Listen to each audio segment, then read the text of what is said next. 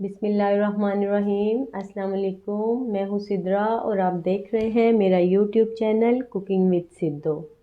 उम्मीद करती हूँ आप सब खैरियत से होंगे। मैं भी बिल्कुल ठीक ठाक हूँ।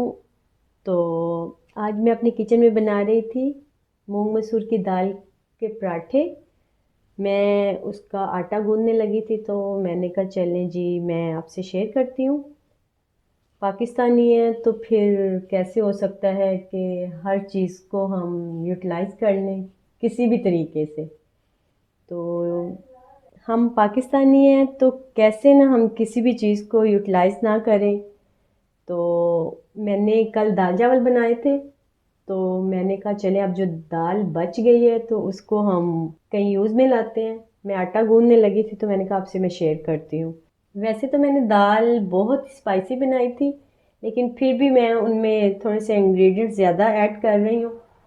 तो मैंने गरम मसाला लिया है, प्याज छोटे साइज़ का मैंने ये देखें बारीक कट कर लिया है। सब्ज़ मिर्च मैंने बारीक 2 अदद ली हैं वो कट की हैं। सब्ज़ धनिया कट की है। नमक लिया है 1 टेबलस्पून और 1 टेबलस्पून ही रेड मिर्च ली है। तो अब हम इसका आटा गूंदेंगे। अच्छा हमने ना इसमें पानी बिल्कुल ऐड नहीं करना, सिर्फ दाल ही से हमने आटा गूंदना है। तो चले मैं गूंदना स्टार्ट करती हूँ और आपको दिखाती हूँ। अब आटा गूंदने वाला हम एक बर्तन लेंगे, उसमें ये मैं सारी दाल ऐड कर दूंगी।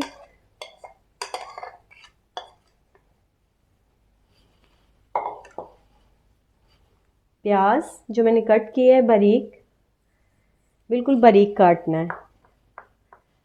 सब्ज़ धनिया ये भी मैंने बारीक काट के धो ली है। सब्ज़ मिर्च ये भी बारीक बारीक मैंने काटी है।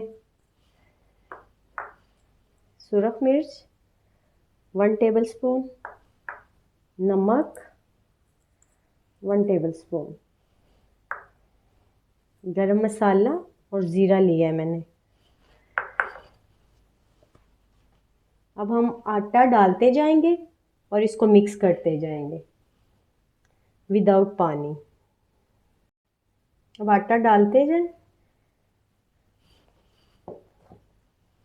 और इसको मिक्स करते जाएं। पानी का हमने बिल्कुल भी यूज़ नहीं करना। और आटा गूंथते हुए अगर आपको किसी पे गुस्सा है तो अच्छे से वो आटे पे निकाल दें। आटा बहुत ही मज़े का गूंदेगा। आटे पे गुस्सा निकालना है, उस बंदे पे नहीं निकालना जिस पे आपको गुस्सा है। आपका गुस्सा भी ठंडा हो जाएगा और आटा भी बहुत ज़बरदस्त गूंदा जाएगा। सच में ऐसा करके देखिएगा। अच्छा ये देखें जी मैं ना मुझे तकरीबन 1 से 1.5 मिनट हो गया आटा को गूंदते हुए, आटे को गूंदते हुए। तो ये देखें मेरा आटा कितने अच्छे से गूंद गया है। अब मैं इसको एक बॉक्स में डाल के ना 1 से 2 घंटे के लिए फ्रिज में रखूँगी। फिर पराठे बनाते हुए मैं आपसे दोबारा मिलूँगी। अच्छा ये देखिए मैंने एक ना स्टोरेज बॉक्स ले ली है, मतलब कि एक डब्बा ले लिया है आसान अल्फाज में। और इसको अब मैं ना कवर कर दूंगी। ये आटा ही है, इसको पेस्ट्री मत समझिएगा, ओके।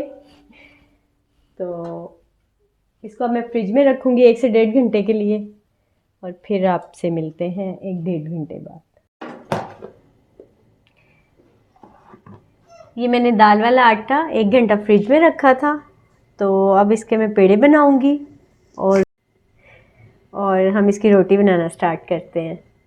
मैंने चूल्हा चला दिया तवे के नीचे, तो मैं पास पेड़ा करती हूँ। अच्छा थोड़ा थोड़ा आटा लेते जाना है इस तरह। इसमें अब हम लगाएंगे मक्खन,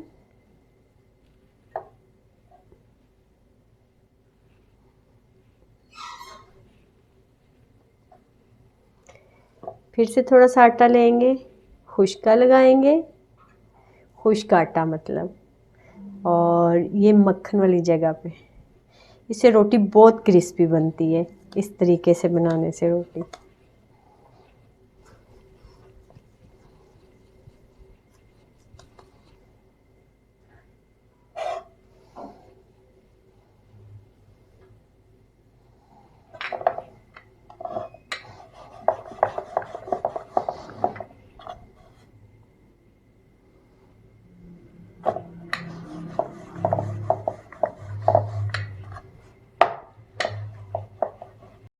हल्का सा मक्खन मैं यूँ तवे पे लगाऊंगी और अब ये मैं अपना पराठा डालूंगी ऊपर, मतलब दाल वाली रोटी डालूंगी मैं ऊपर।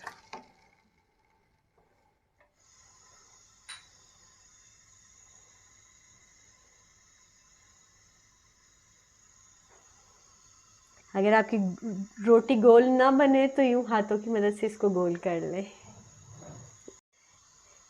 मैं तो पराठे के दोनों साइडों पे मक्खन लगाती हूँ, बहुत मज़े का पराठा बनता है।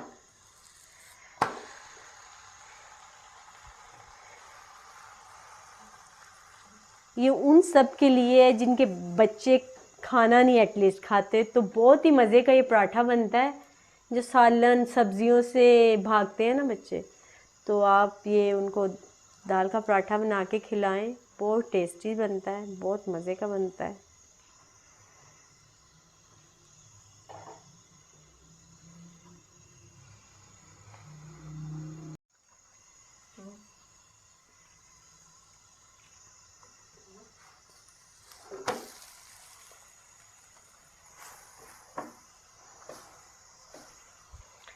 जो रोटी को हाथ से घुमाने का मज़ा है ना, वो चिमटे से नहीं है। ये देखिए जी, हमारा पराठा रेडी हो गया है। अब मैं इसको ना कट करूँगी।